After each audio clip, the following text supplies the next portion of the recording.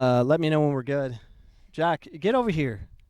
Are we rolling? Yes. All right, we're rolling. This is episode 647. We're on Bainbridge Island, Battle Point.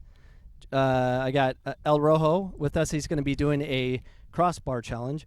He's going to be doing, we're giving him so many opportunities where he'll get 2 shots per segment we give him, where he has to hit the ball and hit that goal over there, Ryan.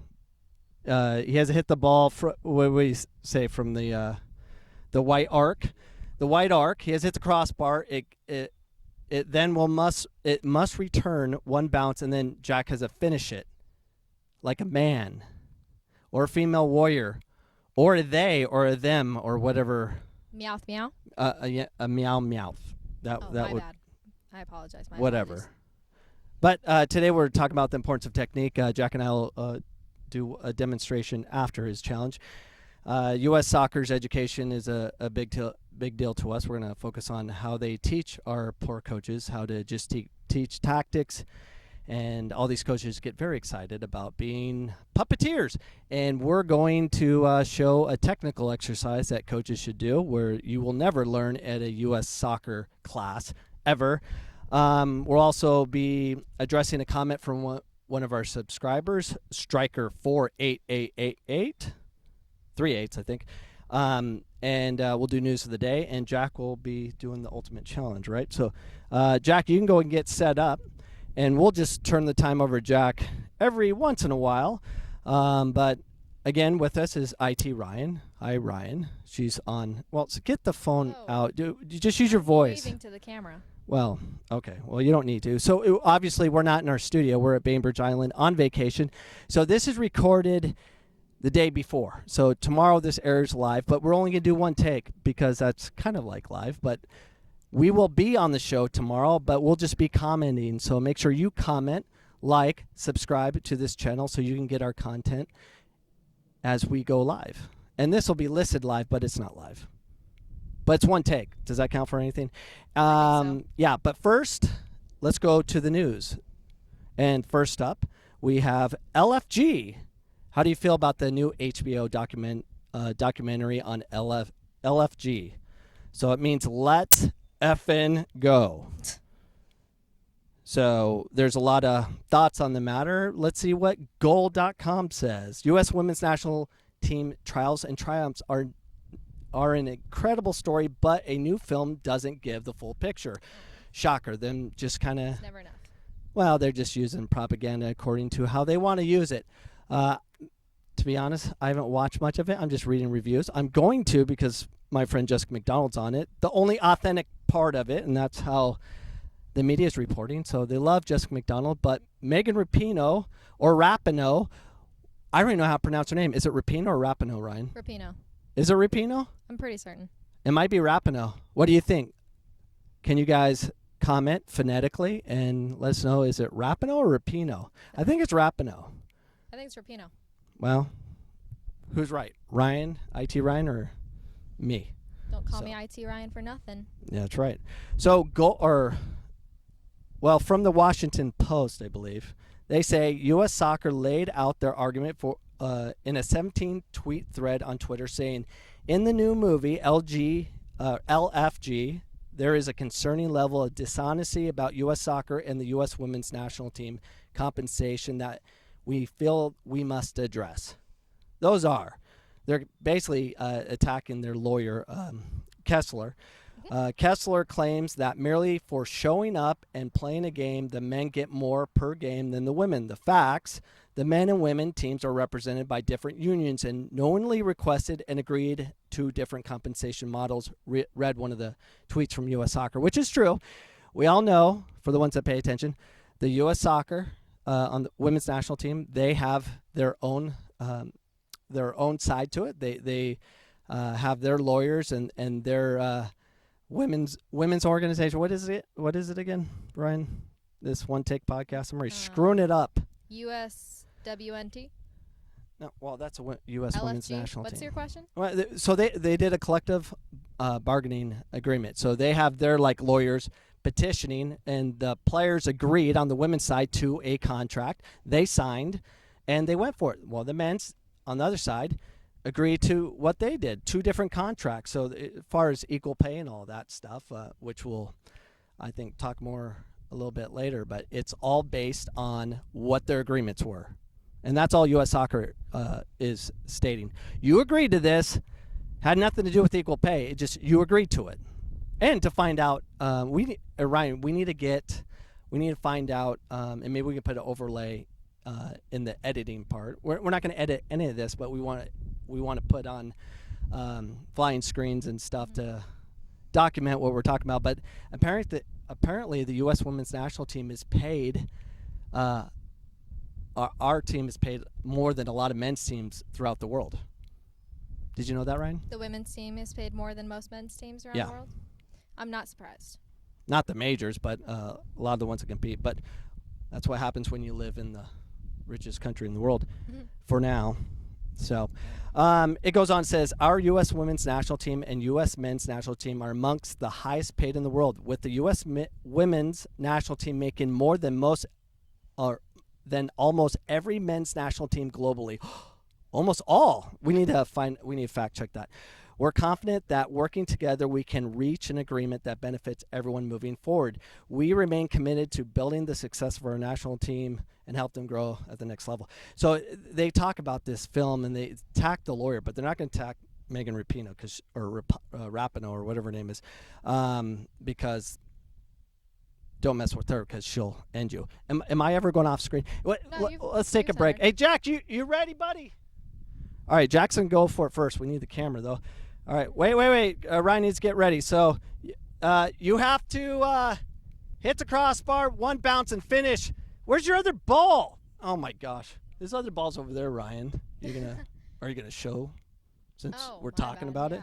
Yeah, his other ball's there. Thanks for being ready. He only gets 1 shot on this segment. Next time I have both balls. All right, go ahead. I bet he shanks. Shank. You're average. No, it's all you. It's all about the player.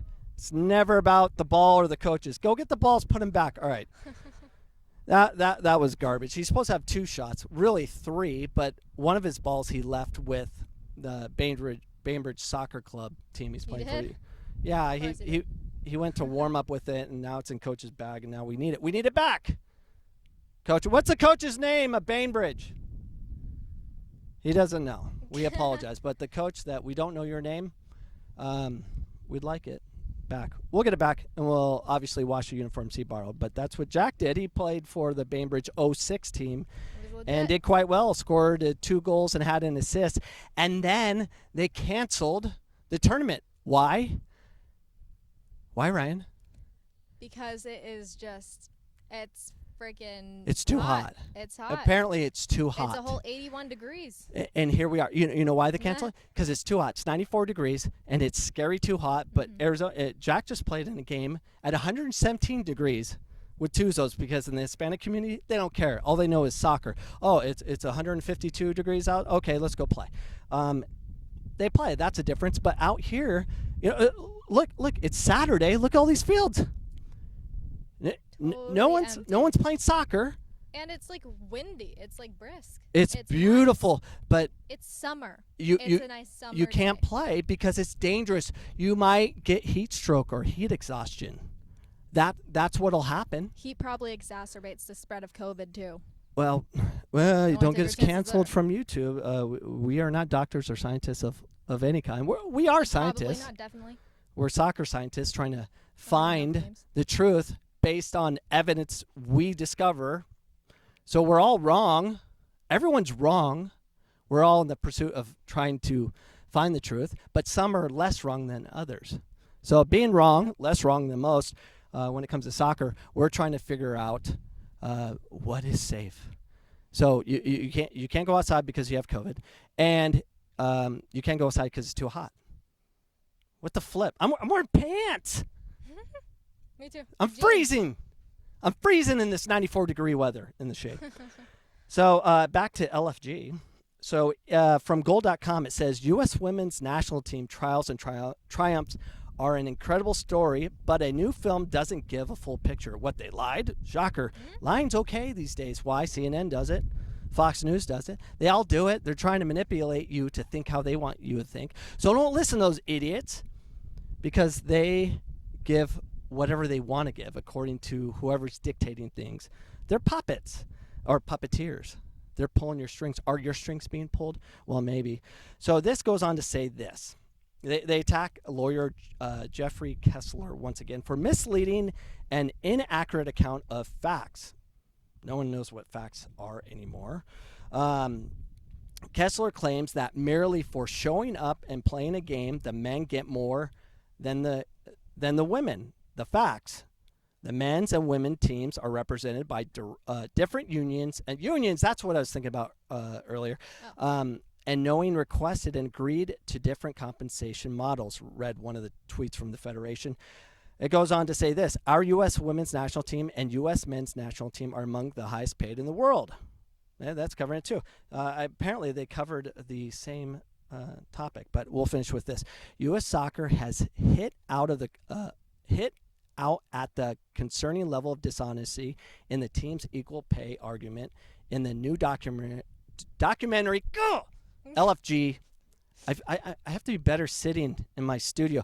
The new movie features an inside account of the U.S. soccer national team's ongoing fight for equal pay, as told by Megan Ra-pino, Jessica McDonald, who's a baller, Becky Sauerbrunn, and Kelly O'Hara, Sam Ewis, and others, according to the press release. So, anyways, I can't find it, but they did say that Megan Ra-pino, the millionaire, complained about equal pay. The millionaire, really? $3.5 million, I think she's up to a value of what were reported. Mm-hmm. She came off as scripted, fake. But Jessica McDonald, all the reports on Jessica McDonald, I'm not just saying this because I like her and she's my friend, but all the reports on her are real, authentic, made sense. Ra-pino, whatever her name is, she's like, I can't do this LFG. I need someone real. Call Jessica.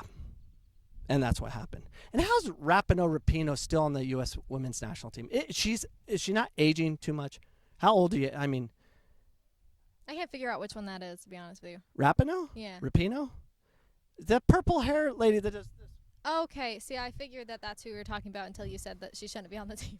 Yeah. Well, like their star player. So what do you think? Have you seen the documentary? Is Jessica McDonald just seems authentic? Does Megan Ra-pino seem scripted and fake? Because that's what she does. That's how she makes money today. Anyways, let's get back to Jack. All right, let's see how Jack can do. He has 2 shots this time. Doing the same thing? Yeah, same thing. All right, hit the crossbar this time. Don't be average. And, yeah, Shank, another shot. He's so average. Come on, hit the thing. No pressure.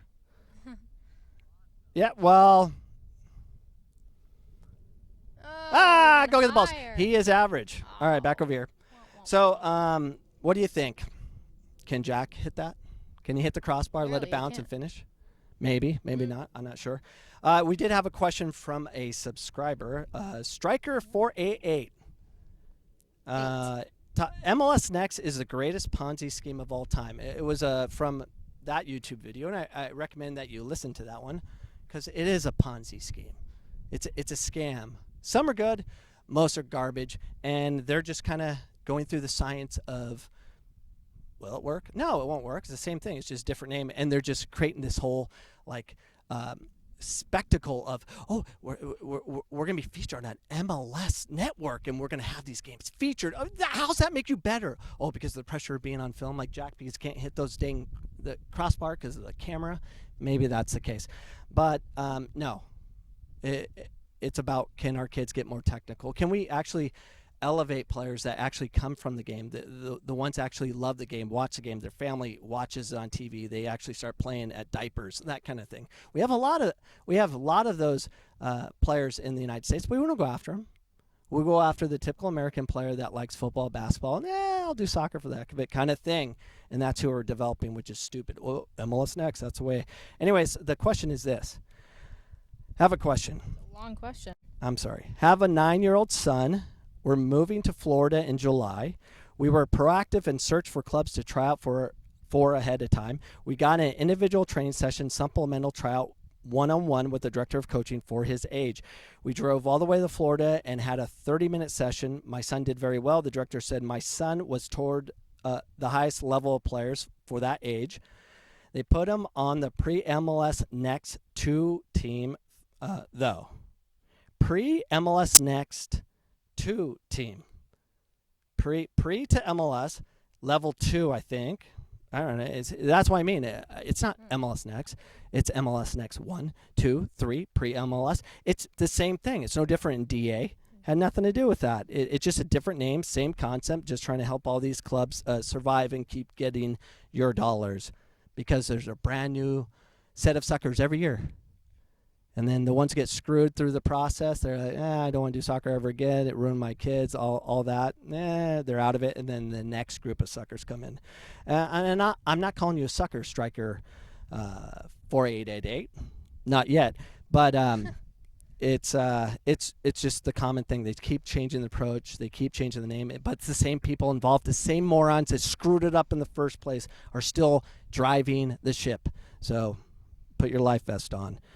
I'm here to save you, maybe. All right, so they drove all the way there. The director said my son was towards the highest. We got that. They put him on the pre-MLS Next team, too. Sorry. He said he could be put on the number 1 team. He couldn't. Because he hadn't seen him against other kids. Also said my son could get on the 1 team quickly if he did well at the training. How should a parent feel about this, or what would you say to your son if they were disappointed not making the top team? Do you think clubs even consider lower team players moving up honestly? Ryan, what would I tell Jack? You would tell him it's BS and you wouldn't put him on the team anyways. Well, if he got dropped from Tuzos to the B team, I'd say, suck it up, Jack. Too bad. You better get better, kind of thing. That's what I would say. But that's not the answer I'm going to give you. But we're going to go back to, speaking of El Rojo. Jack, let's see if you can do it. We're still waiting for you to pull this off, and I don't know if you can. Subscribers probably don't believe you in your answer there. Well, I haven't given an answer yet. No, your answer before, what you'd said. I don't believe in you. Yeah, I would say something stupid. All right, Jack, let's go. Hit it this time. You're embarrassing me. You got this. The approach. Jack strikes the ball. He hits the below. He went, no. You got the other ball. Got one more shot, buddy. Let's go. All right. He went over, now under. And classic case of over again. Jack is average. Twice. Jack is average. What? Oh, I'm sorry. The bar okay. Is it smaller than most bars? He has one. Hey, use that ball. Let's go. Give you another shot. Move up to the white arc. That's where I told you to hit from. All right, Jack. Come on. You can do it. See it. Let's go, El Rojo. We only have so much film here. Hurry up. The approach. The kick. Bar! Oh, but it didn't come back. He failed. All right, get the balls back. All right. He needs the ball to come back to him. One bounce and then finish. It doesn't have to bounce, but. Not that any of this is really applicable to soccer. All right, answer to my question, Striker 4888. All right, number 1, adversity is good. It's okay to deal with adversity as long as there's a pathway for his development to improve. And here's what I think about the pathway. 2, focus on the process. So what is the process? My process is this. How many realistic game touches can he get that he actually gets to make a decision? The biggest problem with U.S. soccer and with kids in general, it's the number of touches in games and the number of decisions they get to make. And the reason I say that is because the reason the top players in the world grow up in playing countries where they actually play without a referee, they play on the streets with different ages, is because they get a ton of game touches without the stresses of the sideline or the environment that was created by some psychopath, A-licensed coach screaming out, playing some stupid professional system versus focusing on the creative part of the game, the authentic part of the game where kids actually get a chance to make decisions and be creative through it versus some joystick coach out there telling them what to do and try to navigate them through development, through a tactical system, which is insane. So I believe this. You can't depend on one team. I always talk about find a coach. It doesn't matter if it's MLS Next or what club it belongs to. There's good coaches out there that focus on that, and it's typically Brazilians. Coaches from playing countries that want to play a certain way, because playing a certain way is more important than winning. And it should be that way for the U.S. system for youth. That's how you develop players. You have to go through that process. So I would play multiple teams, find a 3v3, 6v6, 4v4 format, try to find that opportunity. Jack plays. He plays on his 11v11 team. He plays for the academy team for Tuzos. He plays on the B team for Tuzos because he gets games. He'll get 3-4 games in a weekend, and I get what they're going to say. Oh, the science says that you're going to get hurt and all that stuff. Shut up. It's a big race on numbers. Eventually, his game's going to come to an end, so we're going to enjoy it while he can recover fast because he has all the illegal steroids through growth. Mm-hmm. He does. Speaking of Jack and his illegal steroids, where are you going? You got to go again. No, just set it down. All right, so I'll keep going until Jack's ready. And record the math. So Striker 4888, if you email me, I'll send you an Excel spreadsheet of Jack's math. And it'll talk about 3v3 tournaments, 6v6 he plays on Friday. He also plays on a third 11v11 team in an illegal Latino league. Well, it's not illegal. It's not recognized by the state association, which is awesome because they create these BS rules and all this stuff. Am I zoomed in? Okay, because I keep walking towards you. I'm good? Okay. All right. I have more answers for you. But if you email me at coachcameronpodcast@gmail.com, I'll send you the Excel spreadsheet of how I do the stats. Anyone out there, if you want it, just email me. All right. Wait! Jeez. All right, let's go. All right. Oh, you're practicing his approach. Just be a man and hit it. Or a female, or they, or a... Okay. They was very average right there. Or what's the... Mousels? Meowsels? No, that's Jet's favorite Fortnite character. Oh, that's right. All right. Meowth. Which is also the Meowth on the approach. Cool. Oh, almost. Close. You only have so many shots, buddy. All right. Third thing, culture matters. You have to create a culture in your home to help your 9-year-old son, which is a good age to really develop them. Did he watch the Euro Cup? Did you watch the Euro Cup with your son? Did you do that? I would suggest make it more fun. Go to a sports bar that supports that club where it's packed in, and I get there's COVID and all that. Put a mask on. Go to it. Where we go, Ryan, where do we go when I take you guys out of school and the World Cup games and stuff, the big games? Chicken wing bars. Georgian Dragon. So we go to Georgian Dragon in Phoenix, where it's a soccer sports bar. Excellent food, great place to be. We watched the Phoenix College women's team win the national title there. So it's a place where people can congregate and enjoy the game and not worry about breathing in COVID and all that stuff. Hopefully you're vaccinated and then you'll be okay to go. I got vaccinated the natural way. I got COVID.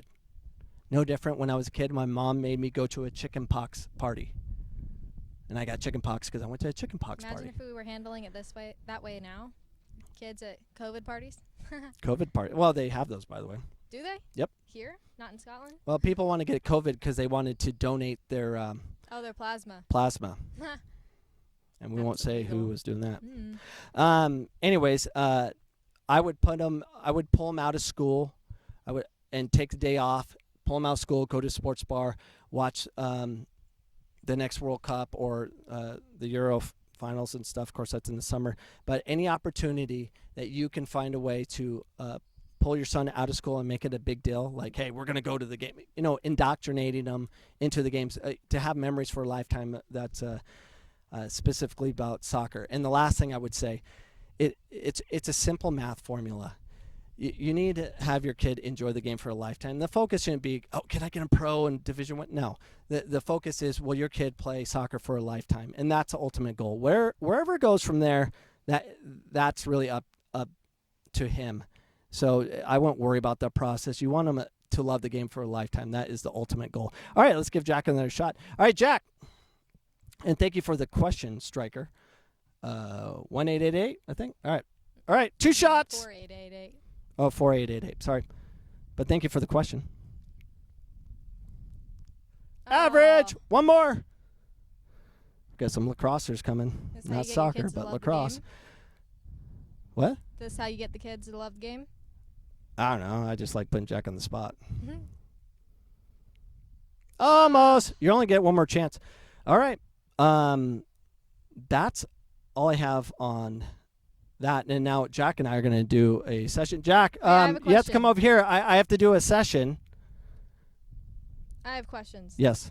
Are you going to talk about the game that Jack played at all? Show any videos there?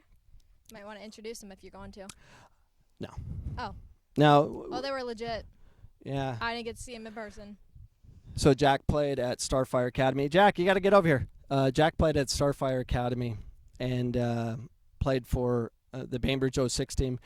Second tournament he's done with it. We're on vacation, and he's playing soccer. That's called someone that loves the game. All right, so Jack and I are going to do a quick session on the importance of receiving the ball and getting 2 feet set. And the reason you want to do that, all right, so Jack, we'll just use this ball. First, what happened? Was the pressure too great? Yeah. Well, good. See, I'm providing Jack the opportunity to receive pressure. So this whole podcast not only unites my family together because we've got IT Ryan, El Rojo here. We hang out a lot because of this podcast, but also it brings pressure to this poor guy. So, but he did well in his one game of the tournament, which was canceled due to heat, which I never heard of. Why don't you just keep taking water breaks? Jeez, unlimited subs. Anyways, I've never heard a tournament canceling in the 90s. That was weird. All right, so Jack, stand at the blue mark. So what we're going to do is I'm going to have Jack, the reason we're going to stand on the blue line is let's posture up with the left and right foot on the blue line. So this represents just kind of separation from in front of the blue line, behind the blue line.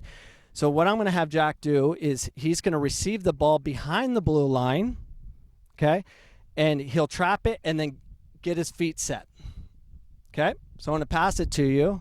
Receive the ball behind your plant foot and then trap it back to your front foot, the blue line, and get your feet set. Well, let's see what happens. Just trap it. Trap it, feet down. All right, my turn. So I trap feet down. And I would like, here comes the wind. I would like to keep the ball in between me. So it's not worry about the line as much. I just want it for the viewers to see. I'm going to hit you the ball. Just trap the ball behind your plant foot and then get your feet set so you're like the ball's like here. Okay? All right, here we go. My turn. I'll just kind of demonstrate with you. So pass me the ball.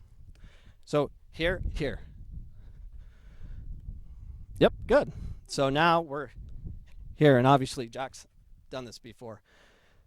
The reason we want to be like this is because as the game gets more difficult, you have to be on 2 feet when the pressure is high. So if you guys watch the Euro Cup at all, the pressure eventually becomes very great, and you have to kill the ball and then be on 2 feet because then you have to deal with the pressure. So pass me the ball. So I deal with here. Now that I'm on 2 feet, I can hit somebody, protect, I can move. So that's what we're going to do now. You're going to trap the ball, get your feet set, and hit someone here on both sides of the ball. All right. Trap. Good. Whoop. Here. That's important. He's just doing random stuff here. So we want to be on 2 feet as much as we can. So this is just a technical thing that you'll probably never hear about trapping the ball behind your front foot, and getting your feet set to protect it because soccer's not all 1-2 touch, especially in youth. Kill the ball. You can do a million things from here. So now what I'm going to ask Jack to do, he's going to trap the ball behind his plant foot. He's going to protect the ball, and then he's going to spin away from pressure. Okay? So you're going to trap the ball, get your feet set, and then take the ball and spin one way or the other. All right, trap it. I'm doing that during the game. Good. Can I only go so far with this mic, dude. Can I have the ball? Good. All right, now I'm going to do the same thing. Trap it, protect the ball, and then look at my hands. I'm going to point left or right. If I point left, that means the pressure's coming this side. You better go away from the point. So that's opposite. Yeah. All right, here we go. Boom. Oh, you turned into the pressure. So confusing. Anyways, try it again. There we go. You better go away from that. Good. Well, just spin away from it. Just spin away. All right, I'll tell you which direction to go. So if I say go this way, spin that way. Just spin. If I point this way, spin that way. If I point this way, spin that way. Is that not possible? This is horrible teaching, by the way. But here, I'll walk them through it. All right, trap the ball, protect it, protect it. Now I'm pointing this way, you got to spin this way. I guess you spun into it. Well, if I go this way, go that way. So your first touch was this way. I'm pointing this way. It's crazy. See, this proves a point. I mean, I didn't script this session. I just want to focus on 2 feet.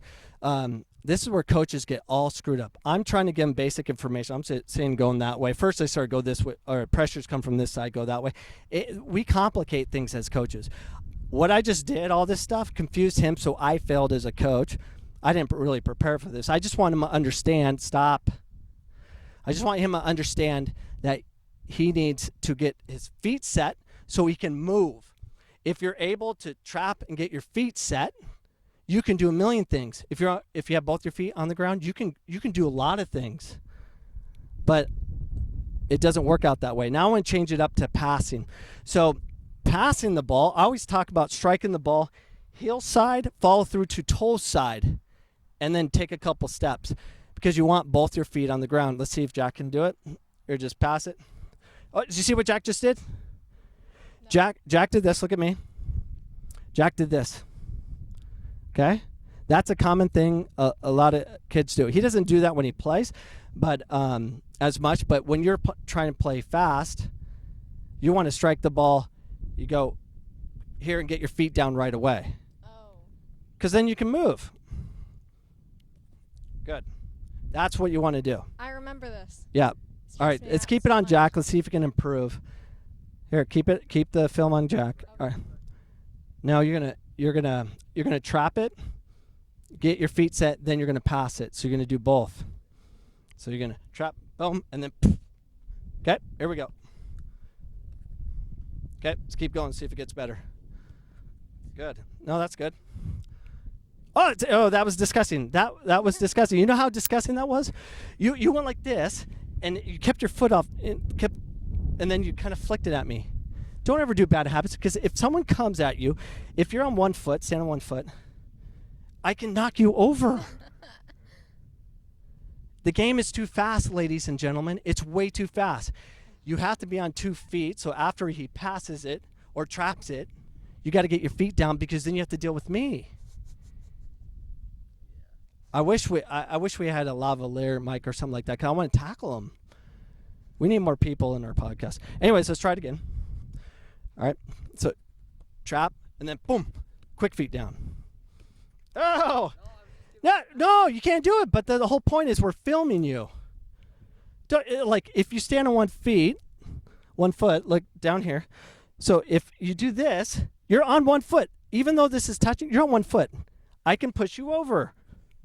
You want to be strong at all times. All right, here we go. Don't have bad technique ever. Be perfect. Good. Good. All right, time. All right, so I don't know if you got anything from that session, but we need to break down the game just a little bit more than what we do. We focus on tactics. We focus on, bite the apple. Get the knee up. I get it when there's no pressure. Did you say bite the apple? That's what they say in these stupid coaching licenses. They're like, bite the apple. Shut up. I'll bite your apple. Eat it all. Anyways, we don't talk about the little parts of the game, preparing our kids for what ultimately will be very difficult, which is extreme pressure. You're going to get double, triple team. Can you protect yourself? If you're always on one leg and you get hit, you're going to blow your ACL out. You have to learn how to protect yourself. Everyone's talking about the girls' game like, they're built funny, so their ACL is going to break. No, that is a cop-out. by every doctor and fake scientist out there that are still trying to figure out what the research is. Girls, you can protect yourself. Women, you can protect yourself. If you're on 2 feet and you get hit, you can roll with it. You can be stronger because of it. But if you're always like this, someone comes through, yeah, anyone's going to lose their ACL. You can play differently and safer. So that's just kind of my thoughts on that. I don't know if this was good for anyone, but I enjoyed it. well, good. She enjoyed it. IT Ryan enjoyed it. The hope is that as this podcast evolves, that we can actually provide content. And go ahead and comment. Say, Coach Cameron, you're a freaking idiot. And a lot of you guys go out there and say, I'm an idiot, whatever. I appreciate those comments. That makes me think maybe I am an idiot and I have to change my approach as far as communicating. Speaking of communicating, we're going to give Jack one more try. Where's your other ball? Oh, one more try of 2 balls. You can do it. One take, Coach Cameron Podcast. And as Jack's attempting this, we'd like to thank you for tuning in. We hope you enjoyed this show. Special thanks to IT Ryan and El Rojo. If you want more of my podcasts, you can tune in daily, Monday through Friday, for more advice on youth soccer development for parents and coaches. You can find us on iHeartRadio, Google Play, iTunes, or wherever podcasts are found. I know. Oh, you didn't finish! Does that count? Just put it away! Oh! My gosh! Oh, Jack! You get one more. That was bad. You can or go to coachcameron.com, which I hardly update, for direct access to our content. See you next Sunday, 7 p.m. Mountain Standard Time, even though we're in Seattle, is the same time as Arizona. All right, Jack. All right. Come on, last one. It's changing approach. We're going to finish off with this. Thank you for all tuning in, and make sure you like and subscribe so we can do this crazy stuff every Sunday. Put it away! Oh, he did it! What's the chances of that? A one-take podcast. Dang it! I'm leaving this on. Appreciate you guys. We'll see you next Sunday.